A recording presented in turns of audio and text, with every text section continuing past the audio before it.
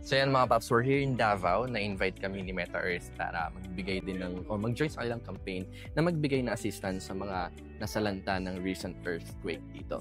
And as you can see, kasama ko si Madam Pansel. Hi everyone! And so Pansel, no, yun nga, parehas tayo nag-join dito sa campaign na to ni Meta Earth. Well, can you tell me, late lang na, na details why you decided to join Meta Earth?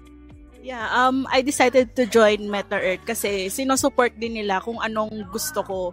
They support yung mga innovative technology and yung mga immense social distinction. When we say social distinction, yun yung mga kagaya ng ginawa namin kanina na sinupport nila yung community, gumawa silang ng activity, nagbigay sila ng mga goods sa mga nasalanta ng mga earthquake dito sa Davao City.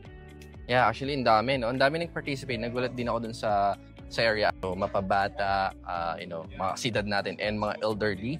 So, it's well assisted kasi sobrang, organized yung nangyaring campaign na to. O yung tulong nga na ibinigay ni Meta Earth. At syempre, yung LGU din ng Davao, yung barangay mismo. Actually, nagkaroon din sila ng mga medical mission doon sa barangay hall, doon sa pinuntahan namin, and sobrang organized. I agree with that. So yan mga paps. Well, today, yung actually end nung ginawa sa Davao. So ang next stop namin will be Cebu. See you guys, Cebu! See you. And don't forget to follow our social account. Pansel G.